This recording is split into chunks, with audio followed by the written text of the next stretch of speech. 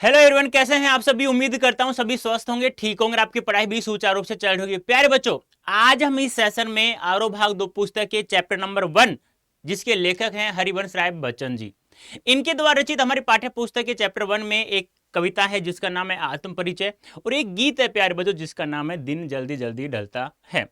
इस कविता को पढ़ने से पहले, यानी चैप्टर को पढ़ने से पहले मैं आप लोगों को बता दूं प्यारे बच्चों, सीट बेल्ट अच्छे से बांध लेना है आप लोगों को, क्योंकि शुरू से लेके एंड तक आपको बने रहना है, क्योंकि यह जो सेशन होगा वो वन शॉट के अंतर्गत होगा, जिसमें हम लोग दोनों कविताओं के सार के साथ साथ हम लोग ऑब्जेक्टिव और सब्जेक्टिव क्वेश्चंस भी देखने वाले हैं। देखो आप लोगों को दिख रहा होगा वन शॉट, यानी कि चैप्टर 1 आरो भाग 2 पुस्तक का नाम है क्लास 12 हिंदी में। और मैंने आप लोग बताया था अब की बार क्लास 12 हिंदी में हमें 100% मार्क्स प्राप्त करना है। कैसे कैसे नहीं, ये सब मैं आपको स्ट्रेटेजी बता चुका हूं, क्या प्लान होने वाला है ये सब मैं बता चुका हूं। किसी ने नहीं देखा है तो आप लोग देख लीजिएगा, उसके बाद आप लोग इस सेशन को भी देखना ना भूलेंगे, ठीक है। तो प्यारे बच्चों, जिनकी तस्वीर आपको दिख रही है ये है हरिवंश राय बच्चन जी। ये कौन है आप लोगों को पता है? जिन्हें आज वर्तमान में समय में हम बिग बी के नाम से जानते हैं, कि अमिताभ बच्चन जी के पिताश्री हैं ये। और इन्होंने दो कविता ही नहीं, बहुत जितनी भी कविताएं लगभग लगभग लिखी हैं इन्होंने, मतलब कहते हैं ना, एक टूटे हुए दिल, किसी का दिल टूट जाता है, फिर कौन कौन से किस कैसे कैसे अरमान निकलते हैं। जैसे कि एक प्रेमी दूसरे प्रेमी से बिछड़ जाता है तो दोनों की आपस में क्या दशा होती है, कैसे स्थिति रहती है, यह सब इन दोनों कविताओं से हमें पता चलता है। देखो, पहली कविता है आत्म परिचय। इसमें क्या है? इसमें कवि कहता है कि मेरा और इस संसार का दूर दूर तक कोई नाता नहीं है, कोई रिश्ता नहीं है, कोई संबंध नहीं है। केवल संबंध है तो प्रतीक लय का है, दुश्मनी का है। वो क्यों? क्योंकि कहते हैं कि यह संसार है ना, केवल एक दूसरे की बुराई करने में ही अपने जीवन व्यतीत करते हैं ये लोग, और अपना जहां इनको अपनी लालसा इच्छा कामना जहां पूरी होती है वहीं ये रुक जाते हैं, और अपने वैभव विलास को पूरा करने के लिए धन दौलत को इकट्ठा करते रहते हैं। और मुझे ऐसा संसार में बिल्कुल भी पसंद नहीं है। मैं अपने दिमाग की सुनता हूं, अपने मन की करता हूं, और ऐसे संसारों को मैं अपने सपने में रोज बनाता हूं और रोज मिटाता रहता हूं। यानी कि इसमें हम लोग निष्कर्ष निकालें तो इसमें, इस कविता में आत्म परिचय में यही निकलता है कि इस संसार का और मेरा दूर दूर तक का रिश्ता नाता संबंध नहीं है। संसार मतलब उस संसार में रहने वाले लोग। और दूसरा जो गीत है, यानी हम लोग कह सकते हैं कविता है, ये निशा निमंत्रण से एक रचना है इनकी, वहां से लिया गया। इसमें क्या है? इसमें वही बात है प्रेमी प्रेमिका की, यानी कि एक पथिक है। तीन चीजें, तीन बातें इसमें चलती है। नंबर 1 चलती है क्या, कि एक पथिक है जो दिन भर से चलता हुआ आ रहा है, थका हुआ, थक गया वो, लेकिन फिर भी उसे विचार आता है यदि मुझे चलते चलते हुए कहीं रात न हो जाए तो मैं अपनी प्रेमिका से मिलने के लिए न बिछड़ जाऊं, यानी कि मैं रास्ता भटक जाऊंगा और मैं उससे नहीं मिल पाऊंगा। दूसरी जो बात आती है वो किसकी आती है? चिड़िया की। एक चिड़िया होती है, अपने बच्चों के लिए दाना चुगने चली जाती है। जैसे ही वह शाम को वापस आती है दाना लेकर के बच्चों के लिए, तो उसे एक विचार आता है कि मेरे बच्चे जो घोंसले से बाहर मेरी प्रतीक्षा में झांक रहे होंगे। और जैसे ही यह विचार उसके दिमाग में आता है तो उसके पंख और भी तेजी से हिलने स्टार्ट, यानी उड़ने को स्टार्ट हो जाती है वो चिड़िया। और तीसरी बात है स्वयं कवि की है, हरिवंश राय बच्चन जी के। कवि कहता है कि मैं अपने इन पैरों से जल्दी जल्दी क्यों चल रहा हूं? क्यों? क्योंकि मुझसे मिलने के लिए कोई व्याकुल नहीं है। तो यह तीसरा, फिर वो उनके पैरों में शीतलता आ जाती है, यह तीसरी बात है। तो प्यारे बच्चों, हम यहां पर एक एक शब्दों का अर्थ जानते हुए इस कविता, इन दोनों कविता की व्याख्या पढ़ेंगे, फिर हम लोग क्वेश्चंस आंसर पढ़ेंगे, ऑब्जेक्टिव और सब्जेक्टिव। तो तैयार हैं आप सभी? तो तैयार हैं? जल्दी से मुझे कमेंट बॉक्स में यस या नो भी भेजना है, और एंड होने के बाद मुझे बताना है कैसा समझ में आया आप लोगों को। अच्छा, बहुत अच्छा। क्या आप लोग मेरा साथ देंगे? अब की बार हिंदी में 100% नंबर प्राप्त करेंगे। बस मेरा साथ देना है और पढ़ाई करते रहना है। चलो प्यारे बच्चों, तो पहली कविता है आत्म परिचय। इसका सारांश मैंने बता दिया है, इसमें क्या लिखा है क्या नहीं। कवि कहता है कि मेरा और इस संसार का दूर दूर तक कोई रिश्ता नहीं है, बस मैं तो ऐसे ही घूमता रहता हूँ दीवानेपन के रूप में। अब आत्म परिचय कविता का आरंभ यहां से स्टार्ट होता है। कवि कहता है, मैं जग जीवन का भार लिए फिरता हूं, फिर भी जीवन में प्यार लिए फिरता हूं। कर दिया किसी ने झंकृत जिनको छूकर, मैं सांसों के 2 तार लिए फिरता हूं। यानी झंकृत, ये क्या होता है? दिल का टूटना। झंकृत यानी किसी ने मेरे दिल को छुआ, फिर उसे यानी कि मेरे दिल को किसी मतलब कहते हैं ना कि एक प्रेमी प्रेमिका को जब पसंद आ जाते हैं, आपस में प्यार हो जाता है, और जब किसी को छोड़ के चला जाता है, दिल क्या हो जाता है, झंकृत हो जाता है, टूट जाता है। उसी प्रकार जिस प्रकार से हम लोग कोई सितार होता है, उसके तारों को हम लोग स्पर्श करके छोड़ देते हैं तो उसमें एक झंकार से उत्पन्न हो जाती है, वैसे कवि के दिल में ऐसे दुख भरी बातें, दुख भरे विचार उत्पन्न हो रहे हैं। कवि क्या कह रहा है कि मैं जग यानी संसार, मैं इस संसार में जो मेरी स्थितियां परिस्थितियों के अनुसार जो भी मेरी कार्य हैं वो मैं स्वयं ही लेकर उसको घूम रहा हूं, मैं स्वयं ही ढो रहा हूं, मैं किसी के ऊपर उनको लाद नहीं रहा हूं। कहने का तात्पर्य क्या है, इस संसार में मेरे जो भी कार्य हैं वो कार्य सभी मैं स्वयं कर रहा हूं, किसी के ऊपर लाद नहीं रहा हूं, चाहे मेरी स्थिति परिस्थिति कैसी भी है। फिर भी मैं जग जीवन में प्यार लिए फिरता हूं, यानी कि मैं अपना कार्य कर रहा हूं, मैंने अपने कार्यों किसी के ऊपर लादा नहीं है, किसी के ऊपर ढो नहीं रहा हूं, मैं स्वयं वह कार्य कर रहा हूं, लेकिन फिर भी मैं अपने जीवन में प्यार लिए फिरता रहता हूं। कर दिया किसी ने झंकृत जिनको छूकर मैं सांसों के दो तार लिए फिरता हूं, यानी जिस प्रकार से किसी सितार के तारों को छूने के बाद जो उसमें झंकराहट, कोई एक आवाज सी झनझनाहट सी उत्पन्न होती है, उसी प्रकार किसी ने मेरे दिल को छुआ और दिल को छूने के बाद में वह उस दिल को छोड़ करके चला गया है, लेकिन फिर भी मैं अपने जीवन में प्यार लिए फिरता हूं और फिर भी मैं वही दो सांसों के तार लिए घूमता रहता हूं, क्योंकि मेरे जीवन में क्या है, मैं लोगों के जीवन में, अपने जीवन में भी खुशी का संचार करने के लिए प्यार लिए घूमता रहता हूं। मैं इसने सुरा का पान किया करता हूं, इसने सुरा यानी प्रेम की शराब, यहां पर रूपक अलंकार है, ये भी ध्यान रखना है। कौन सा अलंकार है, रूपक अलंकार, ठीक है। मैं कभी ने जग का ध्यान किया करता हूं, ध्यान रखना, दोनों पंक्तियां एक दूसरे के विपरीत नहीं है, पूरक है, ध्यान रखना। कवि कहता है कि मैं प्रेम रूपी शराब का पान किया करता हूं, मैंने कि मैं रोजाना प्रेम रूपी शराब पीता रहता हूं। मैं कभी ने जग का ध्यान किया करता हूं और मैं इस संसार का कभी भी ध्यान नहीं रखता हूं, कोई मुझे इसकी परवाह बिल्कुल भी नहीं है। जग पूछ रहा उनको जो जग की गाते, मैं अपने मन का गान किया करता हूं। कहने का तात्पर्य क्या है, जग इस संसार में वही लोग रहते हैं, वही एक दूसरे के बारे में पूछते हैं कि जो एक दूसरे की बुराई करते रहते हैं, वो क्या कर रहा है, क्या नहीं कर रहा है, ऐसा नहीं करना चाहिए, नहीं करना चाहिए, और वो एक दूसरे की गाते रहते हैं, एक दूसरे के बारे में जानने की कोशिश करते रहते हैं, मतलब अच्छाई तो नहीं बुराई बुराई करते रहते हैं। लेकिन फिर भी मैं अपने मन का गान किया करता हूं। लेकिन ये लोग तो इस संसार में जो लोग जैसे चल रहे हैं, जैसे रीति रिवाज उसके अनुसार चल रहे हैं, लेकिन मैं अपने मन के अनुसार चलता रहता हूं। कवि क्या कह रहा है, एक बार वापस देखिए। कवि कहता है कि मेरे जीवन में, इस संसार में मुझे मेरे जीवन को ढोने के लिए या मेरे जीवन को जिन स्थितियों परिस्थितियों में मुझे कोई जो भी कार्य मिला है, घर से या गृहस्थी से या किसी प्रकार से, उन परिस्थितियों में मैं अपने ही कार्य स्वयं कर रहा हूँ, किसी के ऊपर लाद नहीं रहा हूँ। फिर भी मैं अपने जीवन में प्यार लिए घूमता रहता हूँ। यानी किसी ने मेरे दिल को छुआ फिर उसको छोड़ दिया है, तो इसे छोड़ने से मुझे बहुत ज़्यादा दुख हुआ है। उसी प्रकार जिस प्रकार किसी तारों को छूने से उनमें एक झंकृत सी आवाज़ निकलती, उसी पर मेरे दिल में भी ऐसी आवाज़ें निकल, ऐसे विचार उत्पन्न हो रहे हैं। मैं प्रेम रूपी शराब का पीता रहता हूं और इसलिए मैं कभी भी संसार का ध्यान नहीं रखता हूं, क्योंकि संसार में ये लोग उसी की गाते हैं जो एक दूसरे की बुराई करते रहते हैं, और मुझे ऐसा संसार बिल्कुल पसंद नहीं है। इसलिए मैं अपने मन की, जो मेरा मन कहता है, मैं वही करता रहता हूँ और वही मैं गाता रहता हूँ। अब देखिए यहाँ शब्दार्थ हैं। झंकृत यानी सितार को बजाकर स्वर निकालना, सुरा यानी शराब, इसने यानी प्रेम, ध्यान करना यानी प्रवाह करना। अब देखो जो मैंने समझाया है ये इसलिए लिखा है कि आप लोग कोई गलती न कर दें। वैसे आपसे ये व्याख्या तो पूछेगा नहीं, पद्यांश आने के एक पद्यांश देगा, फिर वहां से आपको 5 ऑब्जेक्टिव क्वेश्चंस मिलेंगे और 5 को हमें सही करना है। अब देखिए बच्चन जी कहते हैं कि मैं संसार में जीवन का भार अर्थात सांसारिक गतिविधियों को उठाकर घूमता रहता हूं। मैंने कहा ना, कभी को जो भी कार्य मिले संसार में वह स्वयं ही उन्हें ढो रहा है, किसी के ऊपर लाद नहीं रहा है। इसके बावजूद मैं जीवन में प्यार लिए फिरता रहता हूं। जीवन में इन समस्याओं के बावजूद कवि के जीवन में प्यार है। उसका जीवन अर्थात हृदय सितार की तरह है जिसे किसी ने छूकर झंकृत कर दिया है। इसके फलस्वरूप उसका जीवन संगीत से भरा है। फिर कहते हैं कि मेरा जीवन इन्हीं 2 तार रूपी सांसों के कारण घूम रहा है, यानी कि किसी ने मेरे दिल को छुआ फिर उसे तोड़ दिया है, मुझे दुख बहुत हुआ है, लेकिन फिर भी मैं ना वही 2 सांसों के तार लेकर घूमता रहता हूँ। कोई बात नहीं, किसी ने तोड़ दिया तो क्या दिक्कत है, फिर भी मैं अपने जीवन में प्यार लिए घूमता रहता हूँ। देखो कैसा इंसान है, कितना अच्छा है यार। किसी ने दिल को छुआ, किसी ने दिल को अच्छा लगा, फिर उसको अपना यानी खिलौना समझकर उसको खेला और फिर उसको छोड़ दिया है। जैसा प्यार आप मूवी में देखते हैं, सीरियल्स में देखते हैं, यही कार्य यहाँ हो रहा है। लेकिन आपको ऐसा नहीं करना है, आपको तो केवल मेरे साथ में पढ़ाई करनी है। आगे कवि कहते हैं कि मैं इसने अर्थात प्रेम रूपी शराब पी रखी है, अर्थात उसका पान किया हुआ हूं।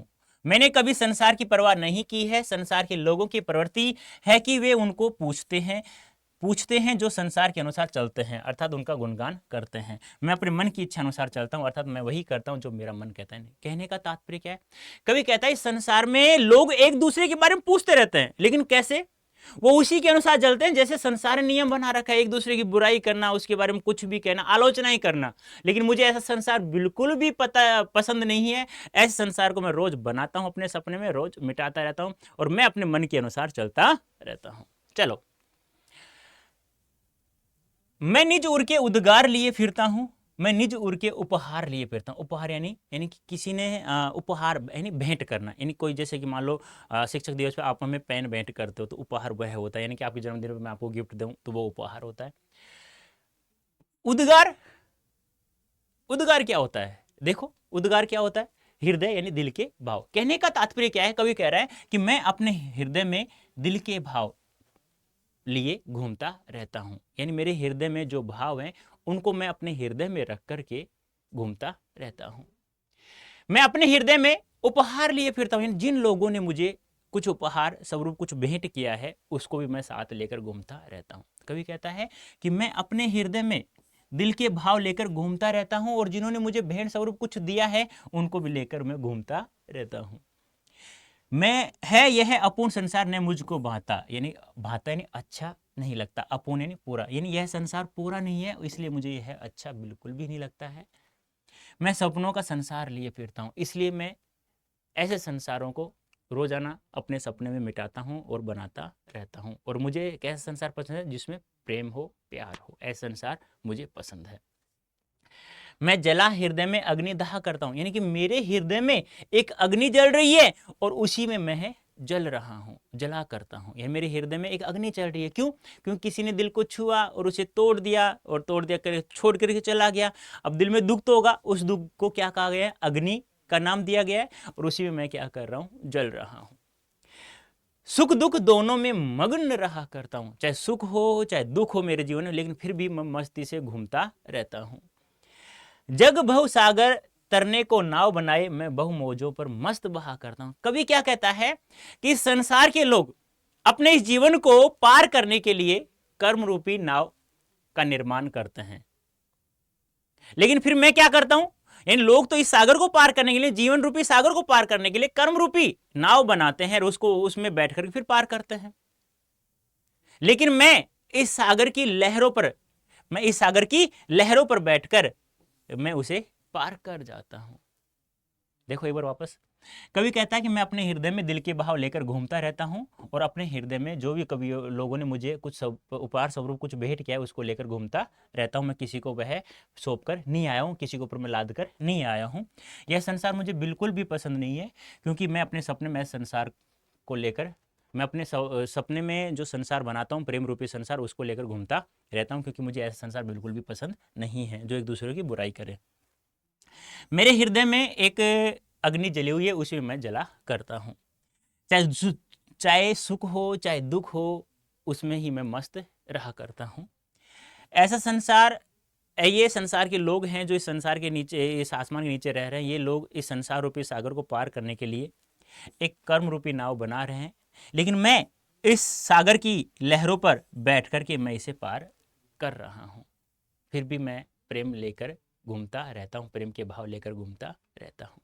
अब देखिए इसके शब्दार्थ है। उद्गार, उद्गार यानी हृदय यानी दिल के भाव, उपहार यानी भेंट, भाता यानी अच्छा लगता, सपनों का संसार कल्पनाओं की दुनिया, दहा यानी जला, बहुसागर यानी संसार रूपी सागर। यहाँ पर भी क्या है आपका रूपक अलंकार है, ध्यान रखना, पूछा जा सकता है। ये मत कहना अलंकार नहीं है हमारे सिलेबस में बेटा।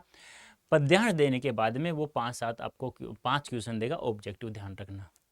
मौजों यानी लहरों, कभी इस संसार रूपी सागर की लहरों पर बैठ करके उसे पार करता है। लोग कैसे पार करते हैं? कर्म रूपी नाव बनाते हैं। व्याख्या देखिए, जो मैंने समझाया वही लिखा है। कवि अपने मन की भावनाओं को दुनिया के सामने रखने की कोशिश की है। कवि इन पंक्तियों के माध्यम से कह रहे हैं कि मैं अपने हृदय में मन या दिल के भाव लिए घूमता रहता हूँ। मुझे खुशी के जो उपहार मिले हैं उन्हें मैं साथ लिए फिरता रहता हूँ। मुझे यह संसार अधूरा लगता है, इस कारण यह मुझे पसंद नहीं है, अर्थात अच्छा नहीं लगता। मैं अपनी कल्पनाओं का संसार लिए फिरता रहता हूँ। मुझे प्रेम से भरा संसार अच्छा लगता है। आगे कवि कहते हैं कि मैं अपने हृदय में आग जलाकर उसमें जलता रहता हूँ। अर्थात मैं प्रेम की जलन को स्वयं ही सहन करता हूँ। प्रेम की दीवानगी के कारण जीवन में जो सुख दुख आते हैं उनमें मैं मस्त रहता हूँ। यह संसार रूपी सागर समस्याओं का सागर है। लोग इसे पार करने के लिए कर्म रूपी नाव बनाते हैं, परंतु कभी संसार रूपी सागर की लहरों पर मस्त होकर बहता है। उसे संसार की कोई चिंता नहीं है, क्योंकि कवि ने स्टार्ट में कहा है कि मुझे इस संसार से कोई लेना देना नहीं है, मेरा इसका कोई संबंध नहीं है। अब प्यारे बच्चों, आप लोगों को लग रहा होगा सर एक एक शब्द का अर्थ पढ़ते हो, ऐसे पढ़ेंगे तो बहुत समय लगेगा। प्यारे बच्चों, जीत उसी की होती है जो मेहनत करता है। आप लोगों को पता है ना, लड़का या लड़की शिद्दत से जो चाहे और उसे वो प्राप्त नहीं हो, ऐसा हो नहीं सकता। संगीत चले और दर्द ना हो, ऐसा हो नहीं सकता। पक्षी उड़े और पंख ना हिले, ऐसा हो नहीं सकता। तो प्यारे बच्चों, सब कुछ हो सकता है यदि आप लोग मेहनत करो। आप कहते हैं कि सर हिंदी में 100% मार्क्स क्या हम लोग प्राप्त कर सकते हैं? बेटा, अब पहली क्लास में मैंने आपसे कहा था कि मैं आप लोगों को विश्वास दिलाता हूँ, जैसा जो पढ़ा रहा हूँ बस वही पढ़ना है। उससे बाहर एक भी सवाल चला जाए तो आप एग्जाम देके आओ, उसके बाद मुझसे बात करना है आप लोगों को, ठीक है? चलो नेक्स्ट पद पढ़ते हैं। मैं यौवन का उन्माद लिए फिरता हूं, उन्मादों में अवसाद लिए फिरता हूं।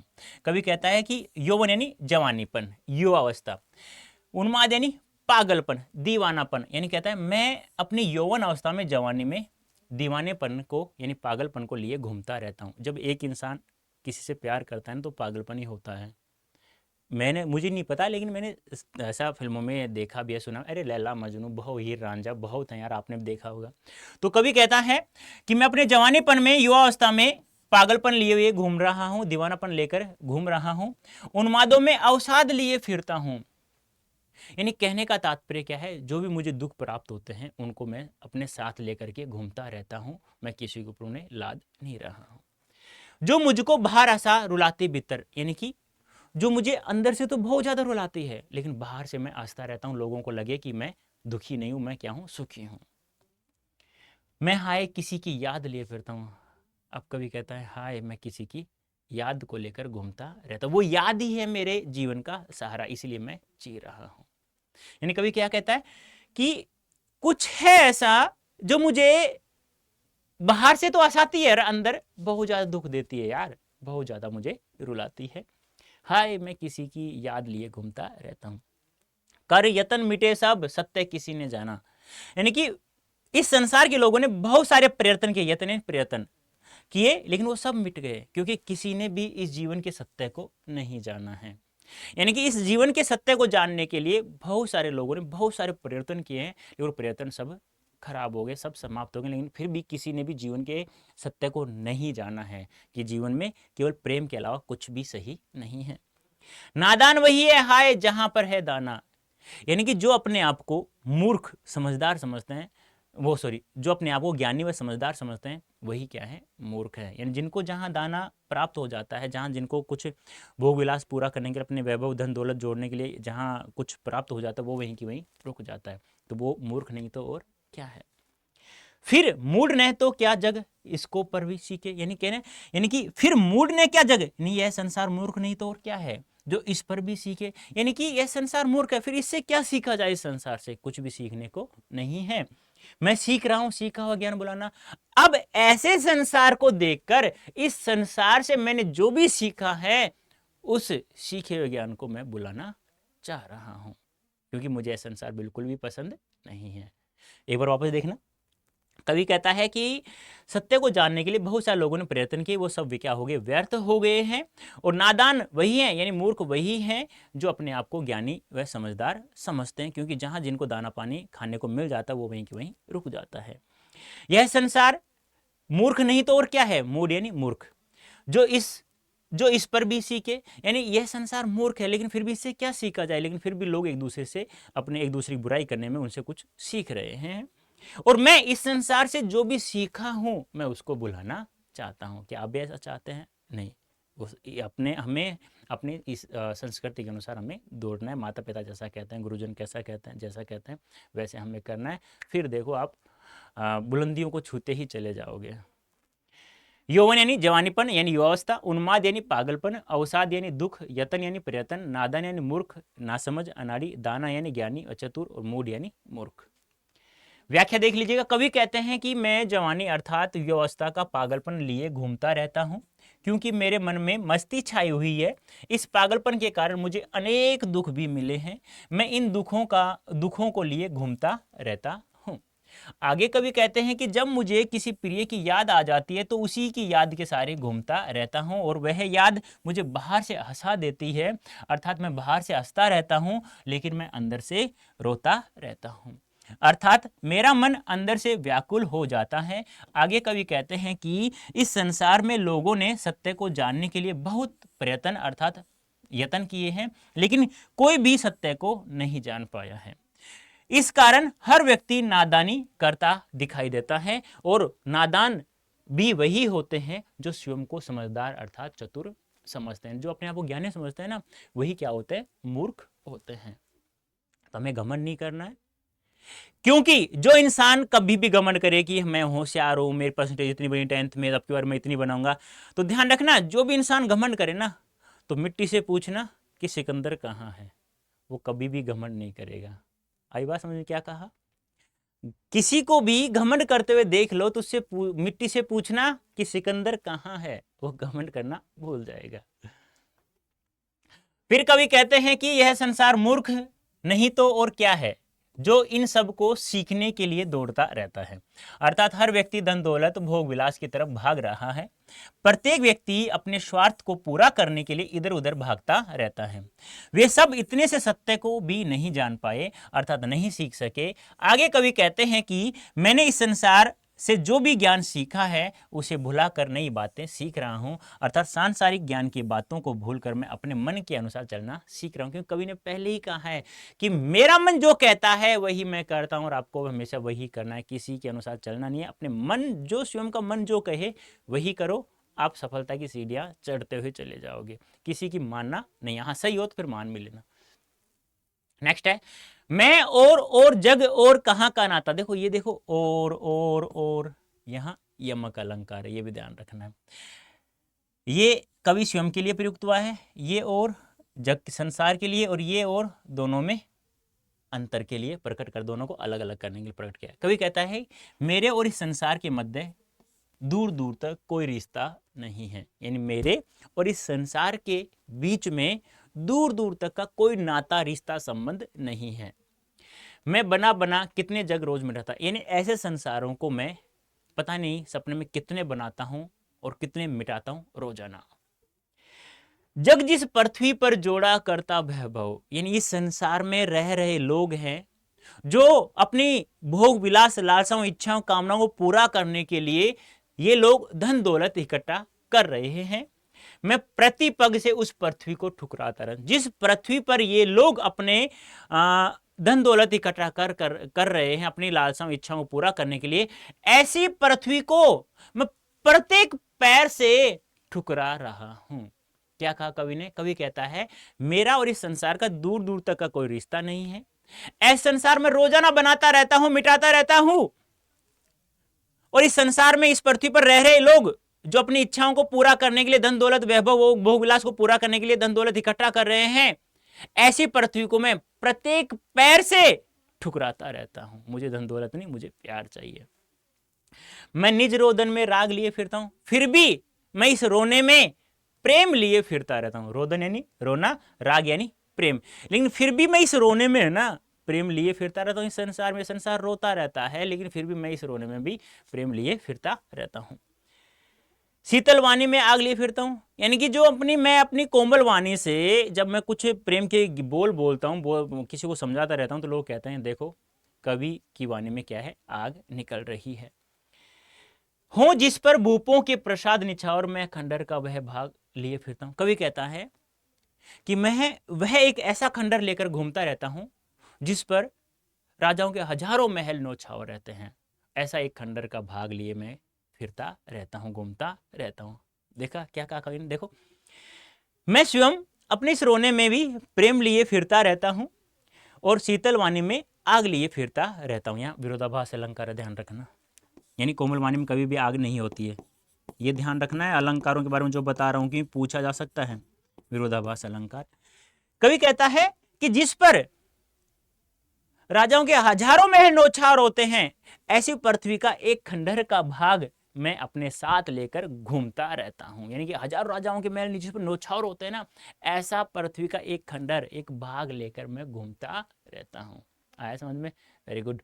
नेक्स्ट, नाता, संबंध, वैभव, धन दौलत, समृद्धि, पग, पैर, रोदन, रोना, राग, प्रेम, भूपों, राजाओं, प्रसाद, महल, निछावर यानी कुर्बान। व्याख्या देख लीजिएगा। कवि कहता है कि मुझ में और इस संसार में कोई संबंध नहीं है, अर्थात मेरे और संसार के मध्य कोई नाता, कोई रिश्ता नहीं है दूर दूर तक। मुझे नहीं पता मैं रोजाना अपनी कल्पना के अनुसार कितने संसारों का निर्माण करता हूं और फिर उसे मिटा देता हूं। यह संसार इस धरती पर सुख के साधन जोड़ने में लगा रहता है, परंतु मैं हर कदम पर उस पृथ्वी को ठुकराया करता हूं जिस पर इस प्रकार के लोग रहते हैं। अर्थात कवि का और इस संसार का दूर दूर तक कोई रिश्ता नाता नहीं है। कवि कहता है कि मैं अपने रोदन रोना में भी प्रेम लिए फिरता रहता हूं और फिर अपनी शीतल वाणी में भी आग लिए फिरता रहता हूं, घूमता रहता हूं। अर्थात मेरी शीतल वाणी में आग समाई हुई है। कवि कहता है कि मैं प्रेम के उस खंडर के भाग को लिए फिरता हूं जिस पर बहुत से राजाओं के महलों को न्यौछावर करता हूं। अर्थात मैं ऐसे खंडर का वह भाग, वह एक हिस्सा लिए घूमता हूं जिस पर राजाओं के महल न्यौछावर होते हैं। हजारों राजाओं के महल जिस पर नौछावर होते हैं, ऐसा एक खंडर का भाग लिए फिरता रहता हूं। देखो कितनी अच्छी पंक्तियां, एक बार पढ़ो आप इसे, कितनी अच्छी पंक्तियां। मैं रोया तुम कहते हो इसे गाना, पढ़ो एक बार।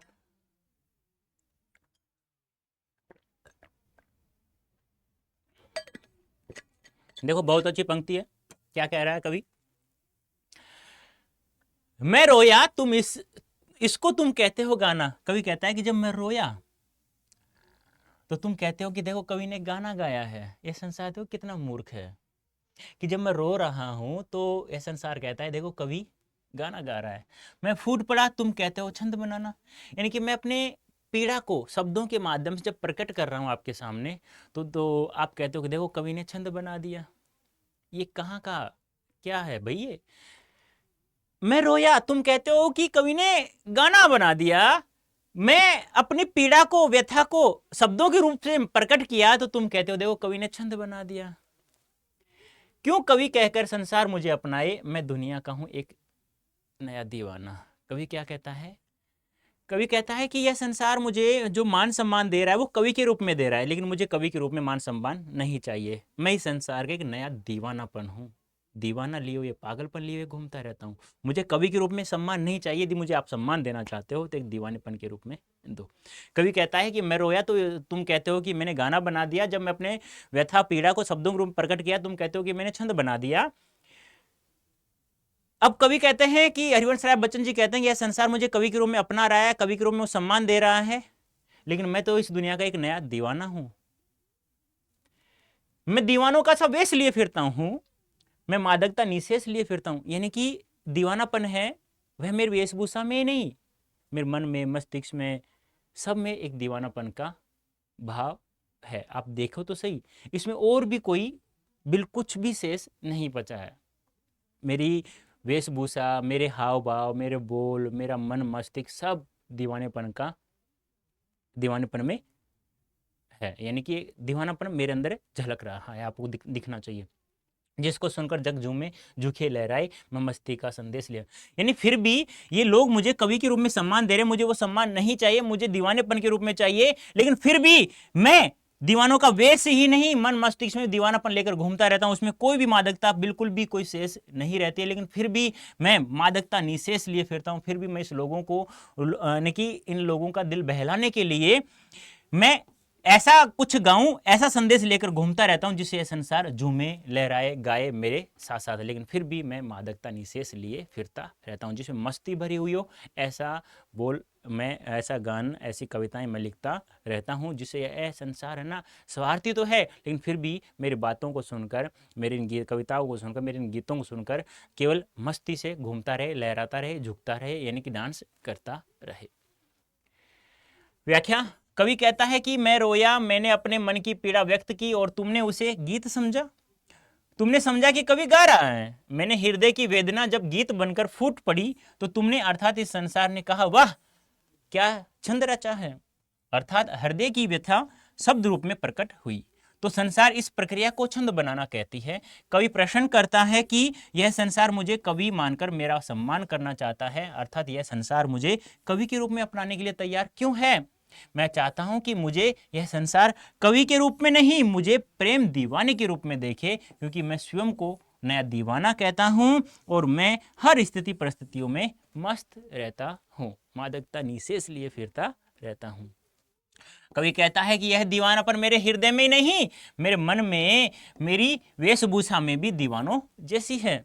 मैं जहां भी जाता हूं अपनी दीवानगी से पूरे वातावरण को दीवाना बना देता हूं, उसे मस्ती से भर देता हूं। आगे कवि कहता है कि मेरे गीतों में मस्ती है, ऐसी मस्ती है जिसे सुनकर के यह संसार झूम उठता है और लोग मस्ती में लहराने लग जाते हैं, अर्थात आनंद से झूमने लगते हैं। और मैं ऐसी मस्ती का संदेश लेकर घूमता अर्थात विचरण करता रहता हूं। यह संसार मेरे गीतों से प्रभावित हुआ है, इसलिए मैं चाहता हूं लोग मुझे इस दुनिया का नया दीवाना समझे, कवि समझने की भूल बिल्कुल भी नहीं करो। कवि कहता है कि ये लोग मुझे कवि के रूप में सम्मान दे रहे, वो मुझे नहीं चाहिए, मुझे दीवानेपन के रूप में चाहिए। अब ये तो हो गया हमारा आत्म परिचय, जो गीत था वो गया। अब निशा निमंत्रण एक रचना है, वहां से एक गीत लिया गया जिसका नाम है दिन जल्दी जल्दी ढलता है। ध्यान रखना, जल्दी जल्दी में यहाँ पर पुनरुक्ति प्रकाश अलंकार। पुनरुक्ति प्रकाश अलंकार कहाँ होता है? जब दो शब्द एक जैसे होते हैं और दोनों का अर्थ समान होता है तो वहां पर पुनरुक्ति प्रकाश अलंकार होता है। ये ध्यान आपको रखना है। दिन जल्दी जल्दी ढलता है मतलब दिन जल्दी जल्दी ढल रहा है। यह जो बात है एक थके हुए पथिक की है, थके हुए पथिक की। पथिक यानी राहगीर, रास्ते में चल रहा कोई इंसान है। कवि कहता है कि हो जाए न पथ में रात कहीं, मंजिल भी तो दूर नहीं, यह सोच थका दिन का पंथी भी जल्दी जल्दी चलता है, दिन जल्दी जल्दी ढलता है। कवि क्या कह रहा है? हो जाए न पथ में रात कहीं, मंजिल भी तो दूर नहीं, यानी कि एक पूरे दिन से चला हुआ आ रहा जो पथिक है वह सोच रहा है कि मुझे कहीं रास्ते में, पथ रास्ते में कहीं रात न हो जाए। यानी पूरे दिन से चलता आ रहा इंसान है, पथिक है, राहगीर है, वह सोच रहा है कि मुझे रास्ते में ही कहीं रात न हो जाए। अब तो मेरी मंजिल भी दूर नहीं है, यानी कि जहां मैं जाना चाहता हूं, जिसे अपने प्रियतम मिलना चाहता हूं, वो भी पास में ही है, वो अभी दूर नहीं है, लेकिन फिर भी मुझे पथिक सोच रहा है कहीं मुझे रास्ते में रात न हो जाए। यह सोच थका दिन का पंथी, यानी कि यह विचार जैसे ही उस पथिक के मन में आया तो थका दिन का पंथी भी जल्दी जल्दी चलता है। यानी कि यह जैसे ही थके हुए राहगीर के विचार आया कि मुझे कहीं जल्दी मेरी मंजिल दूर नहीं है और अब कहीं मुझे चलते चलते रात न हो जाए, मैं प्रेमिका से मिलने कहीं बिछड़ न जाऊं, यानी कहीं मैं उसे मिल न पाऊं, फिर भी वह थका हुआ पति जो पूरे दिन से चल रहा है फिर भी वह जल्दी जल्दी चलता है, क्योंकि उसे डर लगता है कि यह दिन है ना ये जल्दी जल्दी ढलता रहता है। आपको पता होगा जब आपका एग्जाम पास में आता है, 2 दिन बचते हैं, तो आप लोग पढ़ते रहते हो आप कहते हो रात को पढ़ते हो यार 2 बज गए, अरे यार बड़ी जल्दी 2 बज गए, अरे यार 7 बज गए, अरे बड़ी जल्दी बज गए। तो ऐसा ही इस थके पथिक को एहसास हो रहा है कि मुझे चलते चलते कहीं रात न हो जाए और मैं अपनी प्रेमिका से कहीं मिलने के लिए बिछड़ ना जाऊं, या मैं उसे मिलने के लिए कहीं रह ना जाऊं, क्योंकि रात हो गई रास्ते में तो मैं रास्ता भटक जाऊंगा, मैं अपनी प्रेमिका से मिल नहीं पाऊंगा। फिर वह पूरे दिन से चल रहा हुआ पथिक है, वह फिर भी अपने पैरों से, उन थके हुए पैरों से जल्दी जल्दी चलने की कोशिश करता है। व्याख्या, कवि कहता है कि दिन भर चलकर अपनी मंजिल तक पहुंचने वाला यात्री पथिक देखता है कि उसकी मंजिल पास समीप ही होती है, इस कारण वह थकान होने के बावजूद भी जल्दी जल्दी चलता है। वह अपने प्रिय के पास पहुंचने ही वाला है, यानी उसकी मंजिल पास में ही है, उसे फिर भी डर लगता है कि कहीं उसे चलते चलते रास्ते में रात न हो जाए, इसलिए वह प्रिय मिलन की कामना से जल्दी जल्दी पैरों को रखता है। प्रिय मिलन की आतुरता के कारण उसे प्रतीत होता है कि दिन जल्दी जल्दी ढल रहा है। अब यहां क्या है, एक चिड़िया की कहानी है। किसकी है? चिड़िया की कहानी है। क्यों? क्योंकि एक चिड़िया है, वह अपने बच्चों के लिए सुबह दाना लेने के लिए उड़ गई, और जैसे उसे शाम को दाना प्राप्त हो गया तो वह उड़ रही थी, आ रही थी अपने घोंसले में, अपने घर आ रही थी। तो उसे फिर एक विचार आया कि मेरे बच्चे हैं, वो घोंसले से झांक रहे होंगे, वो मेरी प्रतीक्षा कर रहे होंगे कि कब हमारी माँ आएगी, कब हमें प्यार करेगी, कब हमें खाना खिलाएगी, दाना खिलाएगी। और कहते हैं, और यहाँ हम लोग कह सकते हैं कि वात्सल्य रस, पूछा जाए ना कि कौन सा रस है इसमें, तो वात्सल्य रस है, क्योंकि माता पिता द्वारा बच्चों से जो प्यार प्रेम करते हैं वहाँ वात्सल्य रस होता है। देखो, बच्चे प्रत्याशा में होंगे, यानी बच्चे मेरी प्रतीक्षा कर रहे होंगे, नीड़ों से झांक रहे होंगे, नीड़ यानी घोंसला झांक रहे होंगे, यानी घोंसले से वो झांक रहे होंगे। यह ध्यान परों में चिड़ियों के भरता कितनी चंचलता। जैसे चिड़िया को यह ध्यान, ये विचार आता तो उनके पंखों में क्या आते, चंचलता भर जाती, वह उनको जल्दी जल्दी चलाने की कोशिश करती, जल्दी उड़ने की कोशिश करती। दिन जल्दी जल्दी ढलता है, उसे लग रहा है कि यह दिन है जो जल्दी जल्दी ढल रहा है। एक चिड़िया है, वह अपने बच्चों के लिए दाना लेने के लिए एक निश्चित स्थान के लिए उड़ती है। जैसे उसे दाना प्राप्त हो जाता है तो वह उड़ती हुई आ रही होती है। जैसे उसके दिमाग में आता है, अपने बच्चों के विचार आता है कि मेरे बच्चे हैं, वो मेरी प्रतीक्षा कर रहे होंगे, मेरी प्रतीक्षा कर रहे हैं, मेरा इंतजार कर रहे हैं होंगे, और वो नीड़ों से, घोंसले से बाहर झांक रहे होंगे। जैसे यह विचार चिड़िया के मन में आता है तो उसके पंखों में एक चंचलता आ जाती है। उन पंखों से ही वह बहुत तेज उड़ने की कोशिश करती है। चिड़िया को ऐसा लगता है यह जो दिन है वह जल्दी जल्दी ढल रहा है, ये बच्चे हैं, ये जो घोंसले से बाहर झांक रहे हैं। कितने हैं बताना मुझे कमेंट बॉक्स में, 1 2 3 कितने हैं बताना। व्याख्या कवि कहता है कि एक चिड़िया जब शाम को अपने घोंसले की तरफ वापस आ रही होती है तो उसके मन में ख्याल आता है कि उसके बच्चे उसका इंतजार कर रहे होंगे और वे घोंसलों से बाहर देख रहे होंगे, उन्हें मेरी प्रतीक्षा होगी। जैसे ही चिड़िया को यह चिंता सताती है तो उसके पंखों की गति और तेज हो जाती है और वह घोंसले की तरफ तेजी से उड़ती है या बढ़ती है। उसे ऐसा लगता है कि मानो दिन बहुत तेजी से ढल रहा है। और यह तीसरा जो पद है यह कवि ने स्वयं के लिए कहा है। यह हरिवंश राय बच्चन जी यहाँ स्वयं के लिए है। मुझसे मिलने को कौन विकल, विकल यानी व्याकुल,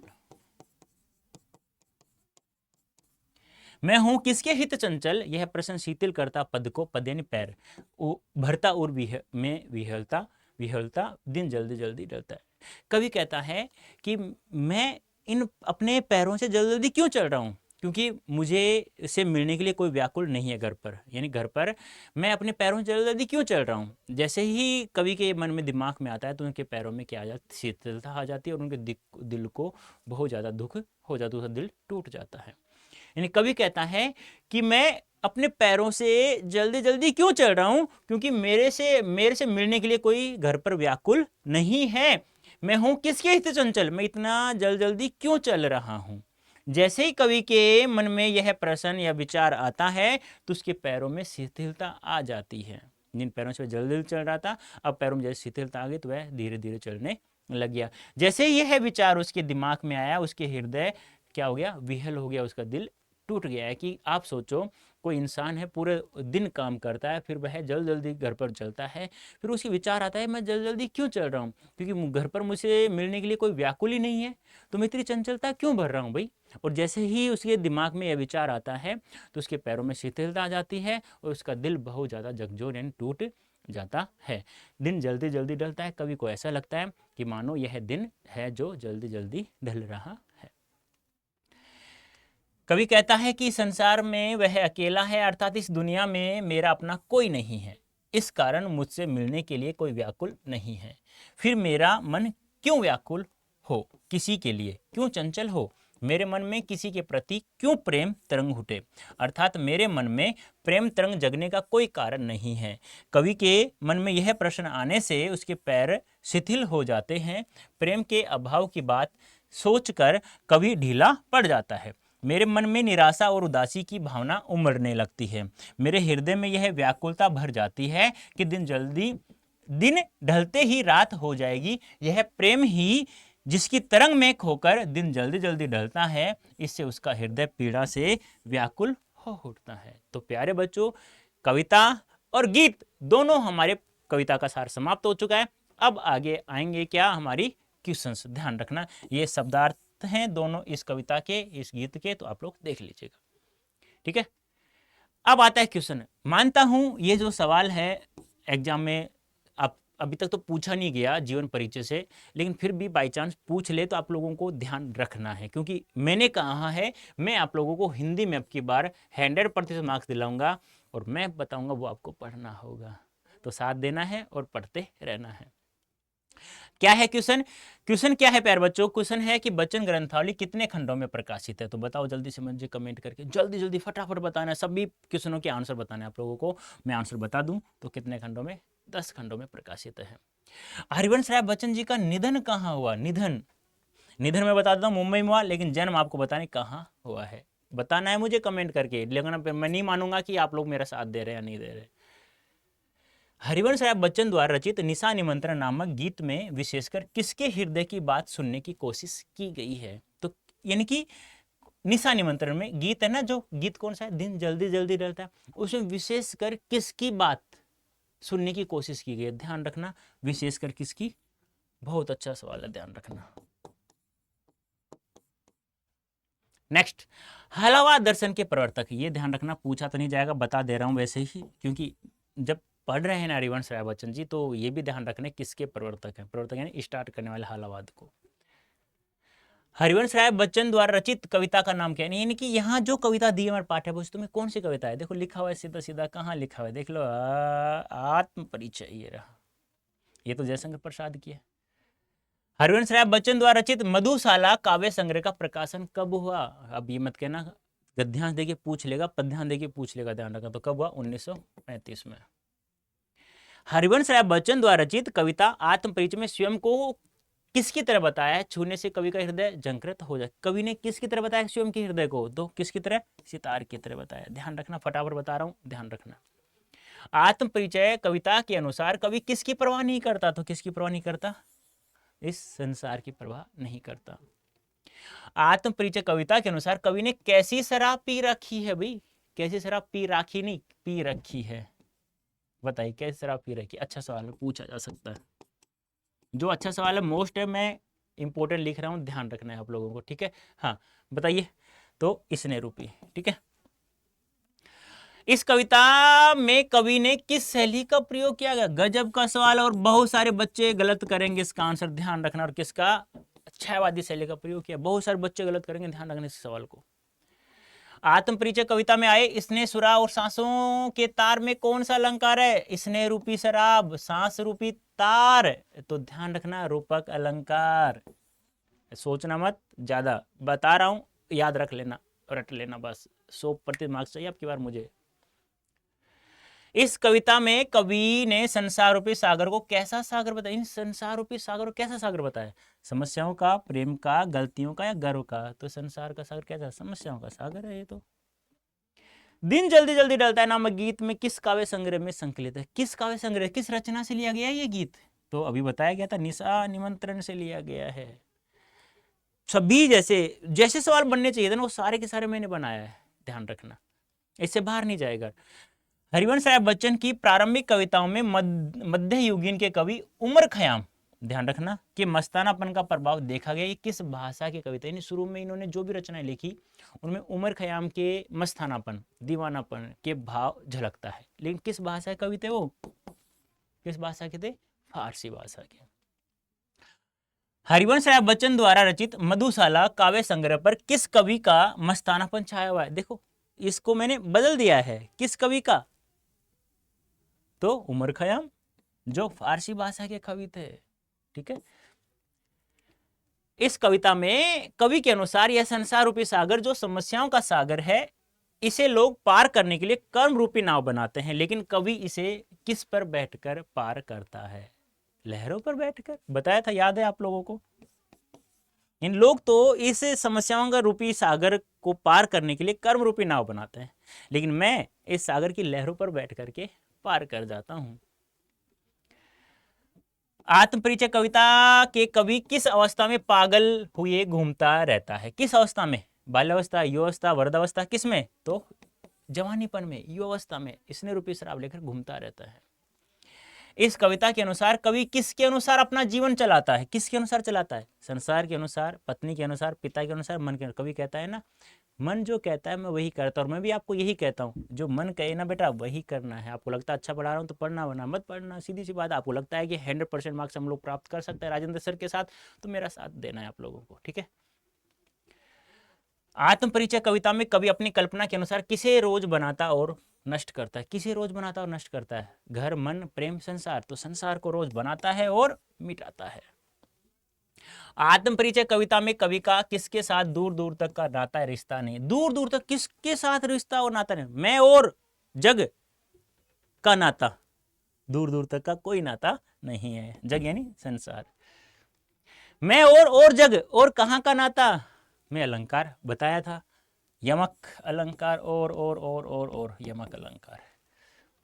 आत्म परिचय कविता के अनुसार कवि ने किन लोगों को मूर्ख और नादान बताया? नहीं कि वे लोग मूर्ख और नादान जो अपने आप को चतुर, ज्ञानी, समझदार समझते हैं। देख लो कहां है आंसर, चतुर समझदार, ये आ रहा, ठीक है। आत्म परिचय कविता में कवि ने बताया है कि संसार का प्रत्येक व्यक्ति अपनी लालसाओं यानी इच्छाओं, कामनाओं को पूरा करने के लिए इधर उधर भागता है, अर्थात धन दौलत, भोग विलास आदि को पूरा करने के लिए भागता रहता है। कवि ने ऐसे लोगों को क्या कहा है? क्या कहा है? मूर्ख, समझदार, अभिमानी या पागल। तो ऐसे लोगों को क्या कहा है? मूर्ख। यानी जिसको जहां थोड़ा बहुत अपनी इच्छाओं को पूरा करने के लिए थोड़ी सी स्थिति जहां मिल जाती है ना, वहीं की वहीं वो रुक जाता है। आत्म परिचय कविता में जब कवि के हृदय की पीड़ा अर्थात व्यथा गीत या शब्द के रूप में प्रकट हुई तो संसार के लोगों ने इसे क्या समझा? यानी कि कवि ने अपनी पीड़ा को शब्दों के रूप में प्रकट किया तो लोगों ने इसे क्या समझा? क्या समझा? छंद समझा। छंद जानते हो ना? आत्म परिचय कविता में कवि संसार से किस रूप में सम्मान पाना चाहता है? संसार यानी कि कविता में कवि संसार में किस रूप में सम्मान पाना चाहता है? दीवानेपन के रूप में, दीवाने के रूप में, पागलपन, प्रेमी के रूप, यानी कवि के रूप में नहीं। ध्यान रखना, बहुत अच्छा सवाल है। तीसरा सवाल है शायद इंपॉर्टेंट जो मैंने बताया, तीसरा चौथा देखना एक बार।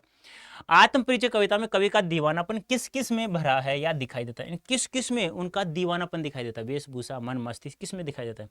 हृदय, मन, वेशभूषा, मन, मस्तिष्क, आंख, आंख, हृदय, मन, मस्तिष्क। तो किसमें? हृदय, मन और वेशभूषा में। हृदय भी, मन भी और वेशभूषा में दीवानेपन की झलकता रहता है। दिन, हृदय, मन, वेशभूषा बताया ना। हाँ, दिन जल्दी जल्दी ढलता है में गीत पंथी किससे मिलने के लिए जल्दी जल्दी चलता है? तो प्रेमिका से। कहाँ है? ये रहा।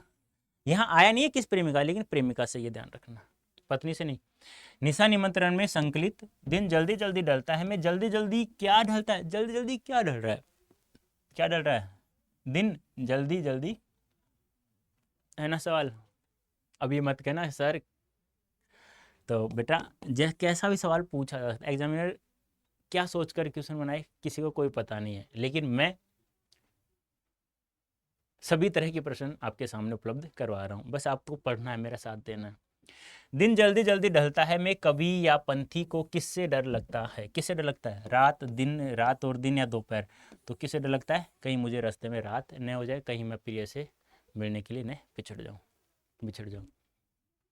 दिन जल्दी जल्दी ढलता है गीत में जल्दी जल्दी में कौन सा अलंकार? बता चुका हूं, यमक अलंकार रिपीट हुआ। किस कवि ने अपनी आत्मकथा पद में लिखी? देखो पद में क्या होता है, जिस में छंदों का प्रयोग किया जाए, अलंकार रसों का प्रयोग है, उसे पद कहते हैं। और गद्य जिसमें अलंकारों का छंदों का प्रयोग नहीं किया जाता है। तो एक इंसान है हरिवंश राय बच्चन जी, इन्होंने अपनी जो आत्मकथा है पद में लिखी है और कितने खंडों में? 4 खंडों में लिखी है, ध्यान रखना। और बच्चन ग्रंथावली कितने खंडों में? 10 खंडों में, ध्यान रखना। बच्चन ग्रंथावली 10 खंडों में। बच्चन ग्रंथावली कितने खंडों में है? 10 खंडों में। और आत्मकथा कितने खंडों में है? 4 खंडों में। ध्यान रखना, ये बहुत अच्छे सवाल बन सकते हैं दोनों। नेक्स्ट, नए पुराने जरोखे किस कवि द्वारा रचित काव्य संग्रह? तो पढ़ रहे हैं, एक ही नाम है हरिवंश राय बच्चन, वैसे पूछा नहीं जाएगा आप लोगों से। दिन जल्दी जल्दी ढलता है गीत में चिड़िया को किसकी याद आने पर अपने पंखों को तेज चलाने की कोशिश करती है? बताओ रे जल्दी से, अच्छा सवाल है। तो बच्चों की। नीड़ों से कौन झांक रहे होंगे? बच्चे, ध्यान रखना। निशा निमंत्रण में संकलित दिन जल्दी जल्दी ढलता है में कवि का घर कौन इंतजार करता है? कवि के घर कौन इंतजार करता है? पत्नी, बच्चे, माता पिता या कोई नहीं? बताओ कौन इंतजार करता है? आप लोग बताओ मुझे, इसे कमेंट बॉक्स में आंसर दो मुझे। तो कौन? कोई नहीं, इसलिए तो उनके पैरों में शिथिलता आ जाती है। हरिवंश राय बच्चन जी का जन्म कब हुआ? 1907 में, ये भी ध्यान आपको रखना है। अब आते हैं हमारे सब्जेक्टिव क्वेश्चन। कविता एक और जग जीवन का भार लिए घूमने की बात करती है और दूसरी ओर मैं कभी जग का ध्यान किया करता हूं, विपरीत से लगते इन कथनों का क्या आशय? मैंने बताया था ये दोनों एक दूसरे के विपरीत नहीं है, एक दूसरे के पूरक हैं। पहली ही लाइन तो कह रहा है कि कवि कह रहा है कि सांसारिक गतिविधियां मैं अपने स्वयं लेकर घूमता रहता हूं और यह संसार का और मेरा रिश्ता नाता इसलिए नहीं है क्योंकि इस संसार में लोग एक दूसरे की बुराई आलोचना करने वाले रहते हैं और मुझे ऐसा संसार बिल्कुल भी पसंद नहीं है। मुझे संसार है जहाँ जिसमें प्रेम हो। और एक बार आप लोग इसे पढ़ लेना, ठीक है। देखो, जग जीवन का भार लेने से क्या आशय है? ये का आशय है कि वह सांसारिक गतिविधियों का निर्वाह कर रहा है, यानी किसी के ऊपर लाद नहीं रहा है। वह इस सांसारिक भार को वह स्वयं वहन करता है। वह आम आदमी की तरह सुख दुख हानि लाभ आदि को साथ लिए हुए घूम रहा है। लेकिन दूसरी ओर कवि कहता है कि संसार की तरफ ध्यान नहीं देता।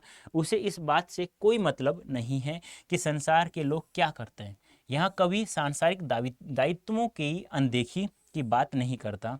वह संसार की निरर्थक बातों पर ध्यान न देकर केवल प्रेम पर केंद्रित रहता है।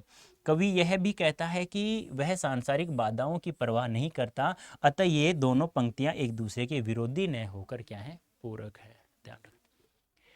जहां पर दाना रहते वहीं नादान भी होते, कवि ने ऐसा क्यों कहा है? क्योंकि मूर्ख लोग, नादान यानी मूर्ख लोग, व्यक्ति वही होते हैं जो अपने आप को ज्ञानी या चतुर समझदार समझते हैं। जो कहते हैं ना, किसी को अपनी लालसा इच्छाओं को पूरा करने के लिए धन दौलत इकट्ठा करने के, जहां कुछ भी प्राप्त हो जाए वो वहीं की वहीं रुक जाता है।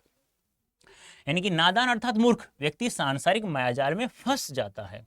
मनुष्य इस मायाजाल को निरर्थक मानते हुए भी इसी के चक्कर में फंसा रहता है। मनुष्य इसे सत्य मानने की नादानी कर बैठता है। लेकिन इस कवि ने बताया भी है, बहुत सारे लोगों ने प्रयत्न किया है लेकिन फिर भी जीवन के सत्य को किसी ने भी नहीं जाना है और वैभव समृद्धि के चक्कर में पड़ जाता है। इसके विपरीत कुछ ज्ञानी लोग भी इस संसार में रहते हैं जो अपने लक्ष्य को नहीं भूलते। अर्थात कवि का ऐसा कहने का तात्पर्य संसार में हर तरह के लोग रहते हैं। यानी कुछ लोग अपने लक्ष्य उद्देश्य को नहीं भूलते और कुछ लोग भूल जाते हैं। जहाँ जिनको इकट्ठा धन दौलत जहाँ प्राप्त होती थोड़ी बहुत ही, वहीं की वहीं रुक जाता है, सब कुछ भूल जाता है। मैं और जग कहाँ का नाता पंक्ति में और शब्द की विशेषता बता चुका हूँ मैं। पहला और कवि के लिए, दूसरा और जग के लिए, तीसरा और इन दोनों को अलग करने के लिए। पहले और में कवि स्वयं को आम व्यक्ति से अलग बताता है। दूसरे ओर के प्रयोग सांसारिक विशिष्टता को बताया गया है। तीसरे ओर का प्रयोग यह दिखाने के लिए किया गया है कि संसार और कवि में किसी भी तरह का कोई संबंध नहीं है।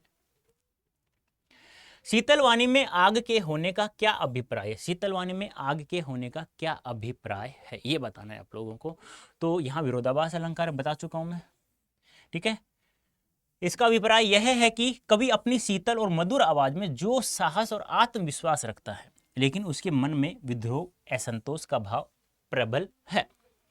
वह समाज की व्यवस्था नहीं है। वह प्रेम रहित संसार को अस्वीकार करता है। अतः अपनी वाणी के माध्यम से अपनी असंतुष्टि को अभिव्यक्त करता है। इसलिए उसकी शीतल वाणी में विद्रोह की आग है। कहने का तात्पर्य है उसके अनुसार संसार नहीं है, वह संसार के अनुसार चलता भी नहीं है, इसलिए वह कह रहा है शीतल वाणी में आग लिए घूमता रहता है। बच्चे किस बात की आशा में नीरों से झांक रहे होंगे?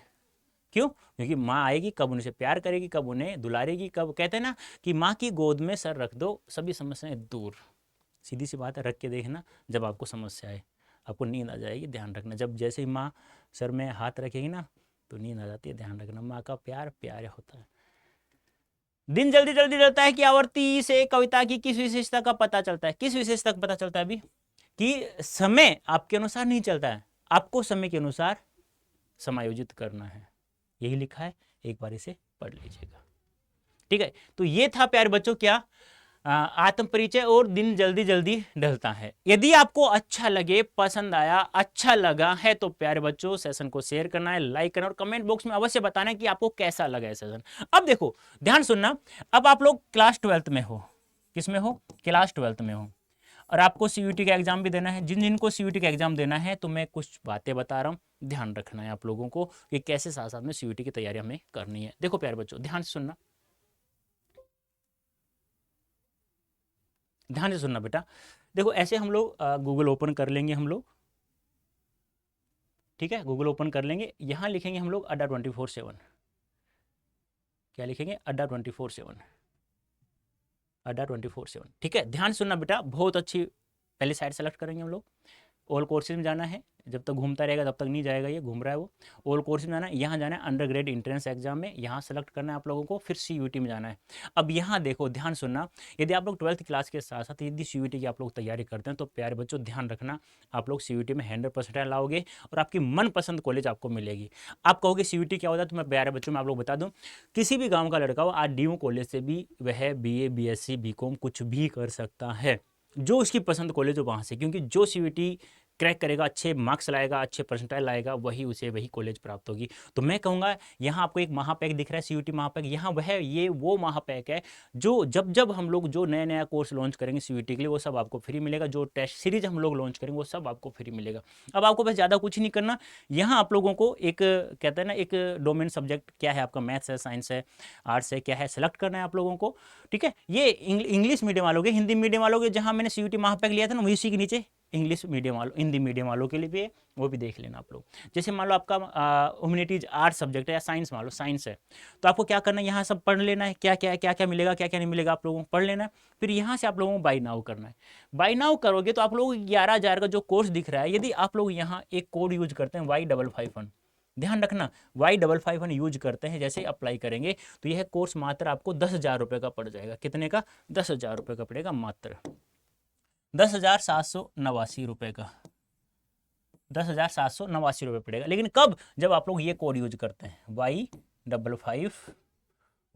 देखो 12th क्लास की कोई परसेंटेज इसमें काम नहीं आएगी CUET में, और अच्छा कॉलेज आपको चाहिए, आपकी मनपसंद कॉलेज चाहिए, आपको सपने वाली कॉलेज चाहिए, तो आपको CUET अच्छे मार्क्स के साथ पास करना होगा। उसके लिए सबसे बेस्ट तरीका ये है, और महापैक ही लेना है। ध्यान रखना, ये एग्जाम तक, जब तक CUET का एग्जाम नहीं होगा तब तक ये आपके पास रहेगा।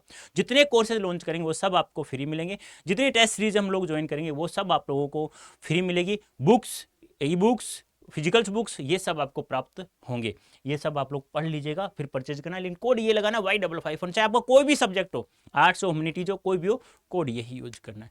तो अभी के लिए इतना ही। तो प्यारे बच्चों, आप लोग बताना जरूर है मुझे कमेंट बॉक्स में, क्या आपको फर्स्ट चैप्टर आपको समझ में आ गया, कैसा लगा, अच्छा लगा तो यस या नो में। क्योंकि जिस कमेंट्स बॉक्स को लिखने में आनंद आए, जिसको पढ़ने में आनंद आए, वह चीज़ हमें करना चाहिए। तो कमेंट लिखना है जो लिखने में और पढ़ने में अच्छा लगता है। ओके प्यारे बच्चों, धन्यवाद, थैंक यू सो मच।